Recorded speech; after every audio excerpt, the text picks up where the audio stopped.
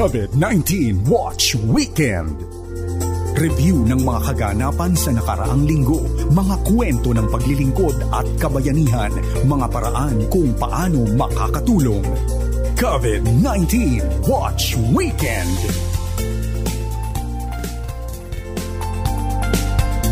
Magandang araw kaagapay, ito po si Heidi Bernardo Sampang. Welcome sa isa na namang edisyon ng COVID-19 Watch Weekend.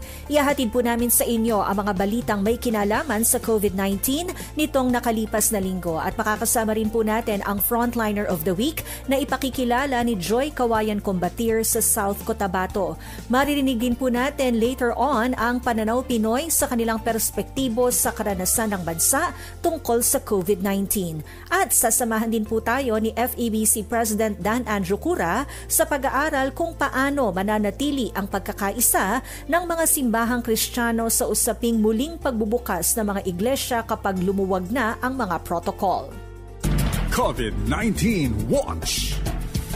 Hindi dapat mapag-iwanan ang mahihirap na bansa sa pagkuha ng bakuna kontra COVID-19. Ito ang iginiit ni Pangulong Duterte sa kanyang pagdalo sa United Nations General Assembly Special Session on COVID-19. Sa kanyang recorded na talumpati, iginiit ng Pangulo na dapat magkaroon ng access sa ligtas at epektibong bakuna ang lahat ng mga bansa, mayaman man o mahirap. Anya, walang bansa ang dapat na mapag-iwanan ng dahil lamang sa kahirapan o strategic unimportance. Dahil kung hahayaan ay mawawala ng saysay ang mga prinsipyo kung paanong itinatag ang United Nations.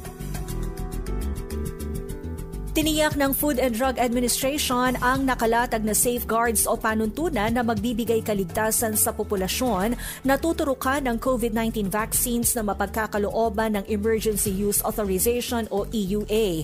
Ayon kay FDA Director General Eric Domingo, nakalagay sa ilalabas na EUA ang lahat ng kondisyon kabilang ang post-marketing at post-authorization monitoring. Mayroon aniyang adverse event following immunization committee na deploy sa bawat rehiyon na magbabantay sa posibleng epekto ng ituturok ng bakuna na may EUA at katuwang ng FDA dito ang Epidemiology Bureau ng Department of Health. Bukod sa local health agencies, sinabi ni Domingo na makikipag-coordinate din ang FDA sa international regulatory agencies para sa monitoring ng bakuna na binigyan nila ng EUA. Dagdag pa ni Domingo, responsibilidad ng nasabing komite na i-report sa regional offices ang maitatalang adverse events katulad ng pananakit ng braso, sinat o lagnat ng mga individual na isa sa ilalim sa COVID-19 vaccination. Sa susunod na linggo ay posibleng magpalabas ng guidelines ang FDA hinggil sa proseso ng application para sa mga vaccine developer na nais ding makakuha ng EUA mula sa Pilipinas. Una nang nilagdaan ni Pangulong Duterte ang Executive Order No. 121 na nagbibigay kapangyarihan sa FDA na maggawad ng EUA sa mga COVID-19 drugs at vaccines. Iniutos ng IATF sa lahat ng establishmento na i-adopt ang Stay Safe application at QR code nito para makonsolidate o mapag-isa ang data sa kung sino ang mga nakasalamuha ng mga COVID-19 patients. Ito ayon kay Presidential Spokesman Harry Roque ay kasunod na rin ng pag-aproba ng IATF sa rekomendasyon ng Office of the Cabinet Secretariat na magpatupad ng Safety Seal Certification Program bukod pa sa Stay Safe DOTPH. Sinabi ni Roque na dapat na maipaskil sa lahat ng entrance establishments tulad ng government offices, private companies, hotels at business establishments at public transportation units ang Stay Safety application at QR code nito. Ayon naman kay Testing Czar Vince Dizon, ang Stay Safe app na libreng madadownload at hindi kailangang mayroong load para gumana ay magagamit ng users kung saan kukunan lamang ng litrato ang QR code sa mga mall, mga bangko, restaurants, mga tren at bus sa halip na manual na magsulat sa mga contact tracing sheets. Ngayon naman sa ating COVID-19 Watch Weekend, narito ang ating Frontliner of the Week. Ipapakilala siya ni Joy Kawayan Combatir. Walang iba kundi si Hyacinth Zaiza or Asi Rosal ng DOH Region 12, Nurse 2 at currently naka-assign po siya bilang Human Resource for Health sa Esperanza, Sultan Kudarat. Sa gitna ng nararanasang pandemya, tuloy pa rin ang mga programang pangkalusugan ng Department of Health sa bawat barangay sa pamamagitan ng mga itinalagang Human Resource for Health sa bawat local government unit. Isa si Hyacinth Saiza Azi Rosal sa mga nurse na na-assign sa bayan ng Esperanza, Sultan Kudarat na nagbabahay-bahay upang maihatid ang serbisyo ng pamahalaan sa bawat komunidad. Maliban dito, trabaho rin nila ang mag-monitor sa mga umuuwing locally stranded individuals at returning OFWs sa mga isolation facility. Ngayon po, dito po sa munisipyo ng Esperanza, salamat sa Diyos po, wala po kami ngayong active case. Pero it doesn't mean po na wala kaming kaso ay hindi kami nagmamonitor ng mga umuuwi. Katulad din po ng ating mga frontliner, kami po na mga na-assign sa community. By the DOH po, nagmamonitor po kami ng mga umuuwi from other provinces and mga galing po ng Manila. So everyday po tayo nagche-check ng temperature nila and sinisiguro po natin na wala po silang signs and symptoms na maaaring magkaroon ng COVID-19. Dahil nga po mag-Christmas na nga po, so yung mga kababayan po natin na especially po nasa Manila tsaka yung nasa labas po ng Pilipinas, right now po, paunti-unti na pong umuwi dito dahil nga po gusto po nilang makasama ang kanilang mga pamilya. The month of November, nagsastart ng umuwi yung mga returning OFWs natin para matapos nila ang kanilang 14 days na quarantine at maaga nilang makakasama yung mga pamilya po nila dito sa atin. Ibinahagi ni Azi kung paanong naging matagumpay ang bayan ng Esperanza sa pakikipaglaban nito sa COVID-19. Ang isa po nakita namin na ginawa po dito sa Esperanza through the leadership po of our Mayor, Mayor Charles Cedric de la Peña, is yung strict po na pagpapatupad ng ating mga safety protocols, paggamit po ng mask, social distancing, and our face shields po in the public areas po, no? And lahat po ng lumalabas ng munisipyo ng Esperanza, before po sila makalabas, dadaan po muna sila sa every barangay po and kukuha po muna ng certifications kung saan po sila pupunta at ninanote po ito ng aming every barangay health stations unit para alam po namin na kahit na lumalabas sila, alam namin kung saan po sila pumupunta and madali po kaming makakonduct ng contact tracing if ever po. Ang pag-coordinate po ng every ROF and LSI natin sa ating municipal level is very effective po dahil in the provincial level pa lamang po, siniscreen na po yung baka merong mga signs and symptoms po nating na mga kababayan, no? And pagdating po ng municipal level, siniscreen pa rin po sila dito sa amin. And pagdating po ng barangay level, strict po yung monitoring namin. So, i-inform po namin agad ang aming MHO na meron po kaming isang ROF o LSI na meron pong signs and symptoms and ang Municipal Health Office na po yung mag-a-advise sa amin kung ano po ang aming gagawin sa aming mga tag as suspect po. Sa dami ng trabaho, hindi maiwasang nahaharap sa maraming stress ang ating mga frontliner. Isa sa ipinagpasalamat ni Azi ay ang regular na ginagawang stress debriefing ng kanilang opisina at isang paraan din nito upang maibsan ng stress ay ang pagkakaroon ng sapat na tulog. Maaga po kaming nagre-report po sa trabaho and minsan nga nagagabihan na rin kami sa trabaho. So yung stress level po talaga ng ating mga frontliners is talagang mataas na. Nagpapasalamat po kami sa Department of Health and sa aming munisipyo po dito sa Esperanza dahil po monthly po nagkakandak ang mga supervisors ng stress debriefing po na tinatawag. Sa stress debriefing session po namin, dito po kami nagagather po kami na mga co-workers. So through that po, napapalabas po namin yung mga sa loobin po namin and nababawasan po yung stress level namin. And another po na coping sa stress is talagang sleep po. Tulog po talaga, yung tamang tulog at pahinga dahil kung hindi po kami makakapagpahinga ng mabuti, hindi rin po kami makaka-function well sa aming mga trabaho. Sa gitna ng mga piligrong dala ng kanyang trabaho, nagpapatuloy si Azi dahil hindi lamang sariling kaligtasan ang kanyang iniisip, kundi ang kaligtasan ng bawat isa. What keeps us going po on working is making sure po na talagang safe po ang ating community dahil po katulad po sa aking isang ina, hindi lang po safety ng aking anak yung iniisip ko kundi safety ng pangkalahatan. So, yun po yung talagang nagkikip through sa amin na hindi lang po dahil sa kumuha kami ng Nightingale Oath namin, kundi nakakagaan din po ng feeling na nakakatulong ka sa iyong mga kababayan despite po sa harsh reality na nangyayari sa atin ngayon ng dahil po sa ating pandemic. Sa huli, ibinahagi ni Azzy ang mga leksyon na itinuro sa atin ng nararanasang pandemya. Lesson learned po, siguro po karamihan ng mga tao ngayon is na-realize po ang kalagahan ng health nila. Dahil nga din po sa pandemic na ito, hindi lang po dahil sa COVID ang na-aware sila, kundi po iba pa po na mga sakit na pwede pong magdulot ng mga masasamang epekto sa ating katawan ang na-raise ang awareness. So marami pong tao ngayon ang nag-go through into healthy lifestyle. Yun bang kahit na nagsistay lang sa bahay is minimake sure nila na healthy ang kinakain, healthy ang kanilang mga gawain, and healthy sila pangkalahatan din po. And isa rin po na natutunan ko sa pandemic na ito is yung pananalig mo po sa Panginoon dahil nga po kami po ng mga frontliner ang pinaka-susceptible sa virus na ito.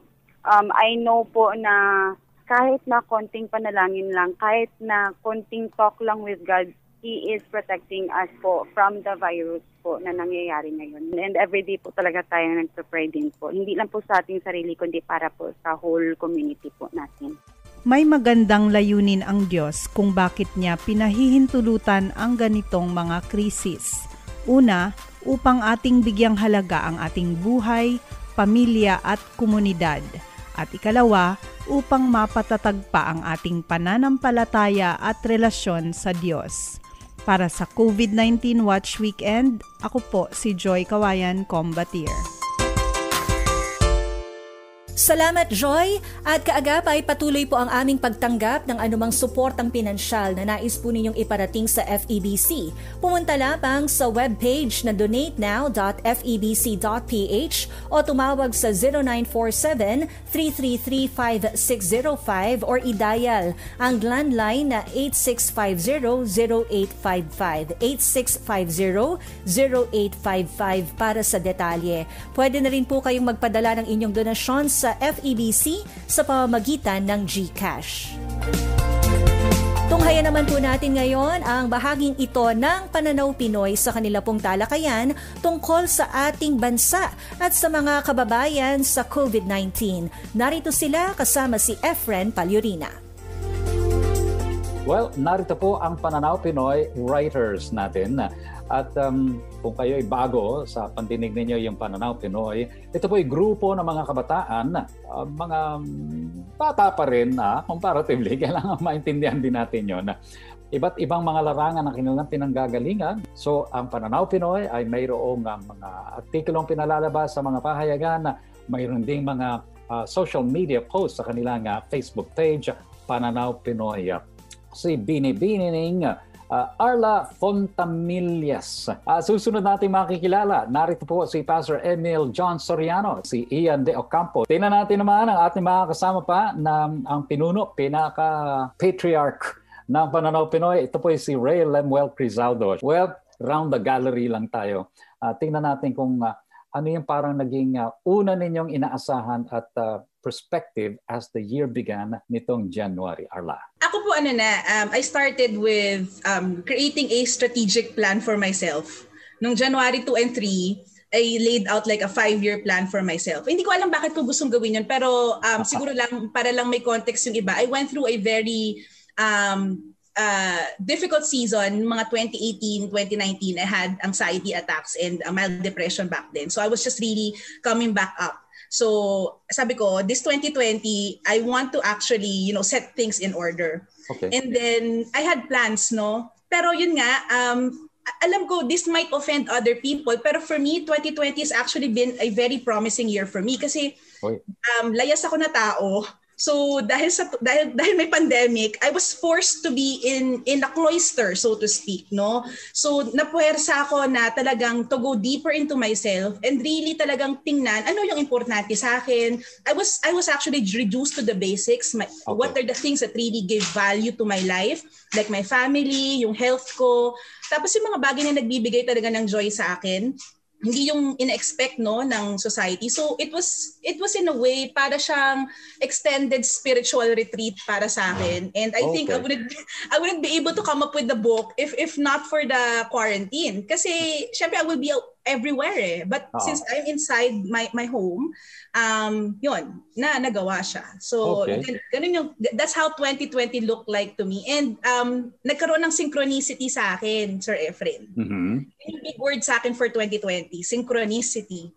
Wow. Lahat ng mga nakausap ko, people that I wouldn't really, talk to because of, tatama rin kang magbiyahe sa Maynila dahil may online, napakwento, and a variety of people that I, wouldn't otherwise engage in conversations with, ay tinapangan ko para lang lumawak din yung pananaw ko. So, yeah. Pastor John, ikaw naman, paano mo i-describe ang 2020? Siguro sa isang salita, disruption. Kasi ang daming na-disrupt sa mga plano namin, especially kami sa family.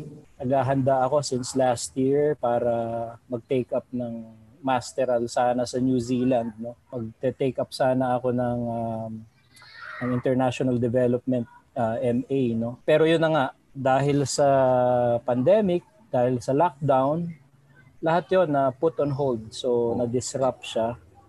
And of course, may mga plano rin kami as Micah na mga projects. Mga ilang projects din yung na-disrupt. No? Although, kahit naman sa kabila ng disruption, meron naman mga bagong opportunities na lumalabas. So thankful pa rin ako because of those opportunities naman na pumasok. Okay. Disruption kasi hindi siya inaasahan. Yes, hindi siya inaasahan. Okay. Sumingit siya sa mga plano mo. Okay. Sige. Ian, paano mo i-describe ang 2020 naman? Medyo ganun din, disruption, delay. 2020 started with momentum sana yung start ng January. Unang week pa lang ng January, galing akong retreat. Looking forward to starting a cafe sana nung time na yon. Pero dahil sa nangyari with we were already doing all documents, may kausap na kaming location, magre-rent na kami, tapos biglang lockdown on that week. It was disappointing syempre or in denial muna, tapos later on madi-disappoint ka. Pero at the same time, yun nga, yung stuck ka sa bahay, it became a year of reflection also for me. I think malaking growth ko this year because napaupo ako ng mahaba sa bahay, nahiga at napasulat ng mga reflection ko on myself. In the past years, ang tagal-tagal ko rin nag-work sa church, It was very busy. And then nag-resign ako to start this new thing, pero ang nangyari is naging sabbatical siya yung taon na to. naging time siya na nagpahinga ako na totoo at nag-reflect at nag-grow. Okay. Yeah. Unplanned, unintended sabbatical. Okay. Sige. Ray, ikaw naman, paano mo i-describe ang 2020? Actually, di ba na 2020, start of the year, marami nagsasabi na 2020 vision, which is like a clear path for the future. And I could remember, I preached a message, a sermon sa church namin, start of the year, about going to the other side. Kumbaga, na let us be ready. It's coming from the passage about Jesus. Kasi ni-invite niya yung mga apostles niya, let's go to the other side kasi sobrang dami natin ginagawa. Tapos doon sa other side, they would be able to rest. Di ko alam, I did not fully understand the meaning of it. Ang emphasis ko noon dati is that, like, be ready to embrace the new things like that. No? Okay. Tapos, then it hit me when the pandemic hit. Then going to the other side, it's really the flip side of things, no? Okay. Kasi noong 2019, I was moving from one airport to the other. I was really, really busy and tired na nagta-travel. Wala ako really time to actually sit down and think about things. And I think sa akin yung 2020, it became the time ng going to the other side, like tulad ng na Jesus sa mga apostles, to be able to rest. It became a year for me to refocus, to think about myself, and to be able to sharpen what is really important in life. At this year, actually, I've been an advocate of digital, everything digital, shift to the digital, everything like that. Pero nung nag-pandemic, nag-ship lahat. Ako ngayon bigla nag-disengage. Actually, for a month, nag-live ako sa Facebook. I deactivated my account kasi feeling ko too much digital happening. So, yung mga ganong klase ng parang realizations happened to me this year. So, it's a year of parang sharpening myself as well. Mm-hmm. So, lahat kayo parang sinasabi ninyo nung simula yung taon na parang ang gaganda ng nakikita ninyong mangyayari, naka-plancha, naka-ayos ang roadmap, tapos biglang may nangyari. Ang unang dating nun was nabigla, pero unti-unting naging parang nakakita kayo ng ray of hope doon sa disruption, the delay. Parang naging mini journey itong buong taon na ito in itself.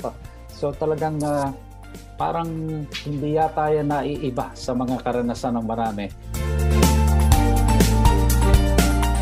Pag-isipan naman natin ngayon sa COVID-19 Watch Weekend ang isang usapin sa ating local churches, lalo na po ang tungkol sa muling pagbubukas ng mga simbahan. Parang madaling gawin pero mayroon nga bang dapat tayong mga isaalang-alang dito? Pag-aralan at pag-isipan po natin sa liwanag ng ating pananampalataya bilang mga tagasunod ni Kristo. Narito ang Pangulo ng FEBC Philippines, Dan Andrew Cura. Marahil ay marami nang nag-iisip ngayon na madali namang bumalik sa dating buhay. Tanggalin lang ang lahat ng mga paghihigpit. Huwag nang obligahin ang paggamit ng face mask at face shield. Okay na. Pero hindi ito ganoong kadali. Lalo na kung ang pag-uusapan ay ang pagsasama-sama ng mga tao ng harapan. Kamakailan naglabas ang Health Professionals Alliance Against COVID-19 o yung HPAC ng simpleng gabay para sa mga pagtitipon. At ang tawag nila ay 4 dapat. At kinapapalooban ito ng mga sumusunod na 4 na panuntunan. Una, gawin ang pagtitipon sa open air kaysa sa loob ng kwarto o kulob na lugar para mas maganda ang sirkulasyon ng hangin. Pangalawa, panatilihin ang physical distancing o magkakaroon ng agwat-agwat o pagitan sa mga tao nang hindi liliit sa 1 metro. Pangatlo, laging gumamit ng face mask at face shield. Pang-4, limitahan sa 30 minuto ang pagtitipon. Simple lang at madaling sundin. Yun ang akala natin. Kaya lang, malaki ang hamon kapag ginamit na ito sa mga pagtitipon para sa mga simbahan. Mayroong mga miyembro na sabik ng makabalik sa dating pagtitipon matapos ang halos na 9 na buwan na puro online worship. At meron ding ipinipilit na hindi pa dapat magkita-kita hanggat wala pang bakuna.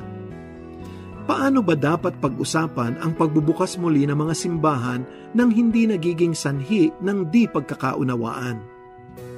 Una, unahin ang iba kaysa sa sarili. Isa sa mga naidulot ng pandemya ay ang pagkakataong maipakita natin kung paano magmahal ng tunay at unahin ang iba kaysa sa ating sarili. May mga nagsasabing sobra namang pag-iingat ang pagsuot pa ng face mask at face shield at mag-physical distancing sa loob ng simbahan. Pero para sa kapakanan ng iba na ang pakiramdam ay kailangan pa rin talagang pag-iingat, dapat lang na huwag nating ipilit ang sariling pananaw. At kahit na ang palagay ng iba ay kulang ka sa pananampalataya, kung mananatili ka sa bahay habang pwede nang magtipon, tandaan po natin ang sinabi ni Pablo sa mga taga-Roma, Kabanatang 14, Talatang 13. Kaya nga, huwag na tayong maghatulan. Sa halip, iwasan na nating gumawa ng mga bagay na magiging dahilan ng pagkakasala ng ating kapatid. At sa unang Korinto, Kabanatang 8, Talatang 9, ito naman ang sinabi ni Pablo. Mag-ingat kayo, baka ang paggamit ninyo ng kalayaang kumain ng anumang pagkain ay maging sanhi ng pagkakasala ng mahina sa kanyang paniniwala. Sa mga paghihigpit sa pagtitipon sa pananambahan, hindi dapat hatulan ang mga sumusuporta dito at mga hindi sumusuporta. Ang sabi nga ng Panginoon, pag-usapan natin. let us reason together. Pangalawa, makinig ng may pagpapakumbaba. Napansin naming mga taga-media na tila biglang dumami ang mga parang eksperto sa public health. Bawat isa ay tila may sariling opinyon. Kailangan nating lahat na maging mapagpakumbaba. At ang simbahan ang dapat manguna dito. Alalahanin natin ang payo ni Santiago sa Kabanatang 1, Talatang 11. Maging handa kayo sa pakikinig, dahan-dahan sa pananalita, at huwag agad magagalit. Dapat pakinggan ng mga lider ng simbahan ang opinyon ng iba sa pagpapasya tungkol sa pagbubukas muli ng mga simbahan. Dapat din namang igalang ng mga miyembro ng simbahan ang anumang pasya ng mga namumuno sa kanila. Pangatlo, maging matiisin. Nabuksan talaga ang pagtitiyaga natin nitong nakaraang halos 9 na buwan. Ngunit kailangan nating dagdagan pa ito. Alam nating mabuting bagay ang pagtitipon tulad ng sabi sa Hebreo, Kabanatang 10, Talatang 25. Huwag nating pabayaan ang mga pagtitipon natin gaya ng nakaugalian ng ilan. Pero hindi natin dapat inuunahan ang mga otoridad at mga dalubhasa. At hindi rin natin dapat iapura ito kahit hindi pa lubos na maunawaan ng iba nating kapatiran sa simbahan. Magkaiba man ang pagtingin natin sa pisikal na pagtitipon, kailangan nating unawain ang isa't isa. Pang-apat, panatilihing bukas ang isip. Para manatili ang pagkakaisa sa mga simbahan sa gitna ng pandemyang ito, kailangan nating matutunang tanggapin ang mga taong salungat sa ating paniniwala. Tanggapin natin sa anumang pag-uusap, may mga pagkakataong tama ang ating kausap at tayo ang mali. At may pagkakataon ding tama tayo at ang ating kausap ang may kamalian. Ang dapat umiral sa bawat isa ay respeto para sa bawat kapatiran. Payo nga ni Pablo sa mga taga-Epeso, mamuhay kayo ng gaya ng nararapat sa mga tinawag ng Diyos. Kayo'y maging mapagpakumbaba, mahinahon at matiyaga. Magparaya kayo dahil sa inyong pagmamahal sa isa't isa. Sikapin ninyong mapanatili ang pagkakaisang mula sa Espiritu sa pamamagitan ng kapayapaang nagbubuklod sa inyo. Epeso, Kabanatang 4, Talatang 1 hanggang 3. At ito ang huling pabaong ko para sa ating lahat. Sa lahat ng bagay, lagi nating tandaan, ang pag-ibig ay hindi makasarili, hindi magagalitin, o mapagtanim ng sama ng loob sa kapwa. Unang Korinto, Kabanatang 13, Talatang 5. Ama naming Diyos na makapangyarihan sa lahat, kami po ay humihingi ng kapatawaran sa aming pansariling pag-iisip. Patawarin niyo kami, O Diyos, sapagkat kadalasan ang nauuna ay ang aming ginugusto at nakakalimutan namin na kami ay may kapwa na siya ring may ninanais. Mangyari, O Diyos, na kami ay turuan mo sa inyong banal na Espiritu na magpaalamanan sa isa't isa, mag-usap ng mahinahon at alamin kung ano ang makabubuti sa aming lahat at ano ang makapagpupuri sa inyong pangalan. Huwag po naming kaligtaan na lalong-lalo na sa larangan ng pagsasama-sama sa simbahan, ang inyong kaluguran ang siyang aming uunahin. Ito po ang aming samot panalangin sa ngalan ni Jesus. Amen. At dito po nagtatapos ang COVID-19 Watch Weekend para sa linggong ito. Kaagapay, mag-ingat po tayong lahat at hanggang sa susunod na Sabado, sana po ay magkarinigan tayo same time, same station dito po sa inyong FEBC Radio TV. Sa pangalan ng buong pangkat, ito po si Heidi Bernardo Sampang nagpapaalala, basta't laging handa at sama-sama sa kanyang lakas, kaya natin to. Para sa karagdagang impormasyon tungkol sa mga balita at impormasyon o katanungan tungkol sa pag-aaral na inyong napakinggan, mag-message sa Facebook page ng FEBC Radio o tumawag sa 8654-1234. Ang COVID Watch Weekend ay naririnig sa mga himpilan ng FEBC Philippines at sa mobile app na FEBC PH Stream.